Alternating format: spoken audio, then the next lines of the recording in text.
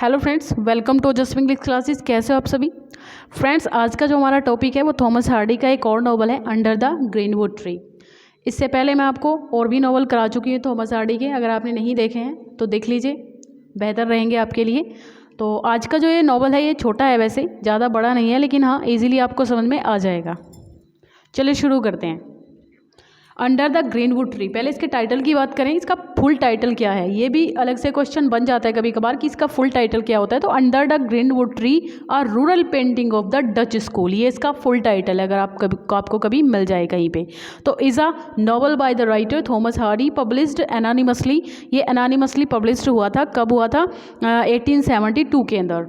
तो it was Hardy's second published novel, ये second novel था इनका, and the first of what was become his series of Wessex novels. और जो Wessex novels की नाम की इनकी रीजनल जो फिक्शनल जगह यूज़ करते हैं अपने नॉवेल्स में, तो उसकी उस सीरीज़ का ये पहला नॉवल था। और ये एनोनिमसली पब्लिश हुआ था। एनोनिमसली होता है मतलब राइटर का नाम नहीं था इस पर, विदाउट नेम के ही ये पब्लिश हुआ था। और सबसे पहले इनका जो प्ले नेम के साथ पब्लिश हुआ था, आप मुझे कमेंट बॉक्स में कमेंट करके बताइए कि कौन सा इनका ऐसा पहला प्ले था जो इनके नाम के साथ पब्लिश कराया गया था, एनोनिमसली नहीं था।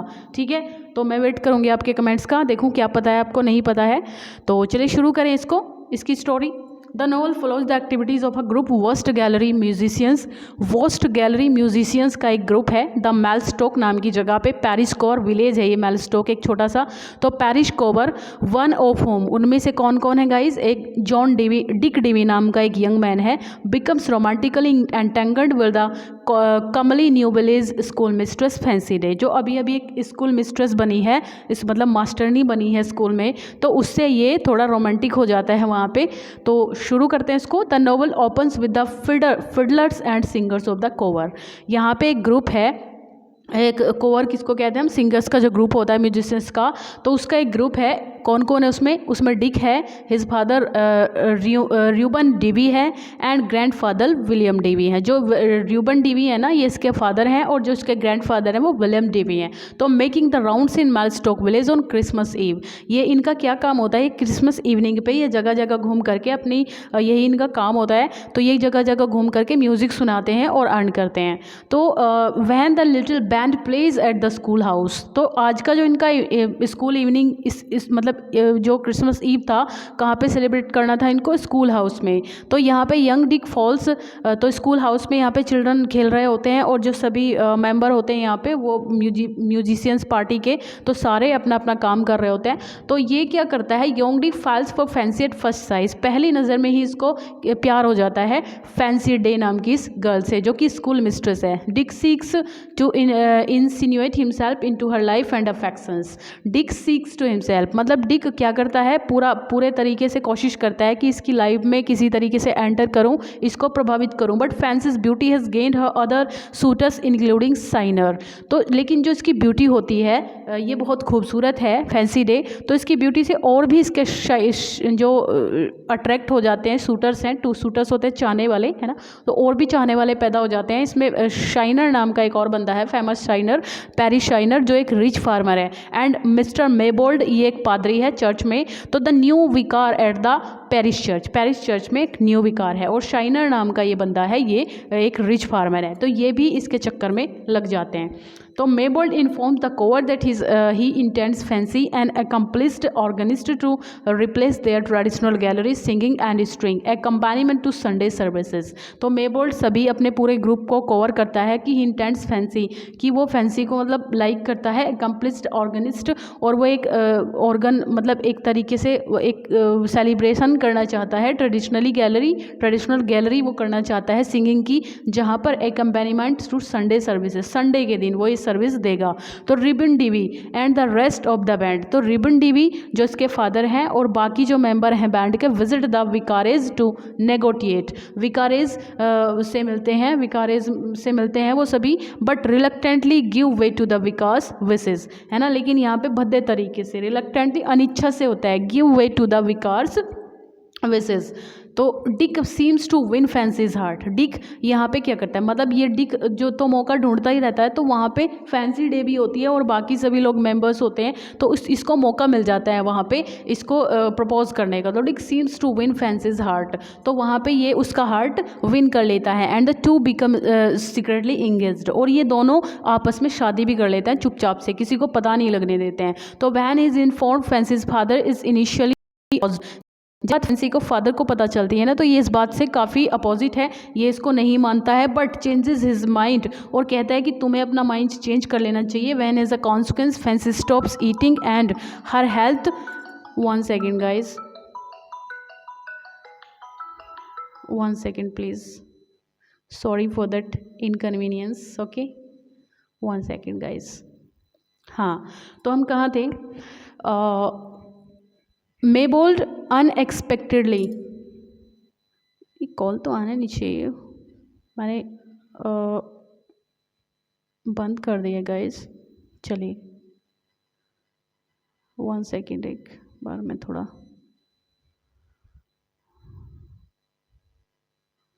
कॉल आनी नहीं चाहिए, चलिए गाइस। तो after Fancy's first Sunday services as organist Maybold unexpectedly proposes marriage and promises Fancy a life for relative affluence.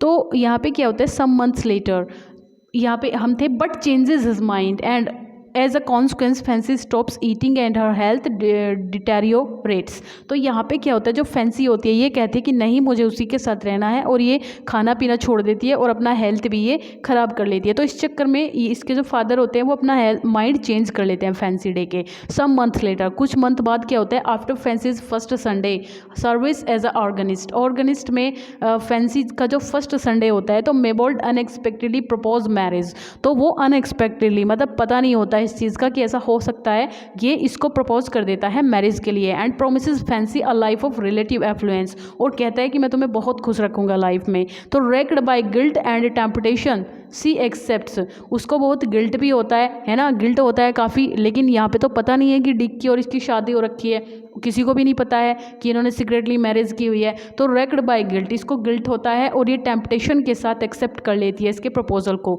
तो द नेक्स्ट डे, अगले दिन क्या होता है, how ever at a chance meeting with Dick, ये अचानक से डिक के साथ बाई चांस इसकी मीटिंग हो जाती है। मेबोल्ड डांस, तो मेबोल्ड को पता चलता है that fancy is in fact already spoken for. तो ये मेबोल्ड को ये बात पता चलती है कि फैंसी ने पहले ही डिक से वादा किया हुआ है शादी का, और इन्होंने सीक्रेटली शादी कर लिया है, जैसे भी इनकी बात हो रखी है पहले ही। तो ये बात यहाँ पे पता चलती है। तो मेबोल्ड राइट्स हर अ लेटर, तो मेबोल्ड इसको एक लेटर लिखता है किसको, फैंसी डे को, admonishing her to the honest with Dick, ये कहने के लिए कि ठीक है, मैं देखो मुझे पता चल गया है कि तुमने ऐसे ऐसे तुम्हारा अफेयर है, तो तुम देखो शादी करो उसी से, किससे शादी करो, डिक से, और उसको जो खुश रखना, ऑनेस्ट रहना तुम उसके साथ। And to withdraw her commitment to him, और जो भी वादे तुमने उसके से किए हैं उसको कभी तुम जो है पूरे करना हमेशा। If she indeed mean to what she has said to accepting Maybold, तो वो उससे कहती है कि ठीक है, जो तुम्हारा कहने का मतलब है मैं समझ गई हूँ, मैं तुम्हें फॉलो करूँगी। Fancy withdraws her consent to marry Maybold and asks him to keep her initial acceptance for ever a secret, है ना। Fancy withdrew her consent to marry Maybold, तो ये अपनी इस शादी करने को ये भी फिर मना कर देती है इससे, मेबोल्ड से। एंड आस्क्स, और उससे कहती है him to keep her initial acceptance for ever a secret, और अपने इस एक्सेप्टेंस को हमेशा उससे कहती है कि सीक्रेट रखना तुम। तो Maybold again urges her to be honest with Dick about the episode, तो मेबोल्ड अगेन अर्जेस, मेबोल्ड दोबारा से अर्जेस करता है, अर्ज करना होता है यहाँ पे दबाव डालना या फोर्स करना, to be honest with Dick and about the episode, पूरे मामले में वो फिर से उसको प्रेशराइज करता है कि तुम्हें ऑनेस्ट रहना है डिक के साथ। तो the final chapter is a joyful, जो लास्ट का चैप्टर होता है वो काफ़ी बढ़िया है, आनंददायक है एंड ह्यूमरस है, हंसी देने वाला है। Portrait of a ribbon, ribbon के यहाँ पे ये है जो विलियम इसके दादाजी हैं और इसके पापा हैं डिक के, and the rest of the Mellstock rustics, और भी लोग हैं वहाँ पे मेलस्टोक के, as they celebrate Dick and Fancy's wedding day, क्योंकि वे वहाँ पे सब डिक और में इसका वेडिंग डे सेलिब्रेट करें फैंसी डे का। तो the novel concludes after the ceremony with Dick telling Fancy that their happiness must be due to their being such full confidence between them. तो यहाँ पे जो नोवेल है concludes after the ceremony, ceremony के बाद ये भी बात इंक्लूड की गई है इसमें कि Dick telling fancy, Dick fancy से कहता है कि दैट देयर हैप्पीनेस, उनकी जो खुशी है ना, must be due to their being, मतलब एक साथ रहने में है, एक दूसरे के साथ है, सच फुल कॉन्फिडेंस, कि वे पूरे कॉन्फिडेंस के साथ अपने जो बीच हमारा जो रिश्ता है उसको बना के रखें। ही सेज, वो कहता है कि that they will have no secrets, उनके साथ एक दूसरे में कभी कोई सीक्रेट नहीं होना चाहिए, नो सीक्रेट्स एट ऑल, कभी भी कोई सीक्रेट नहीं होना चाहिए।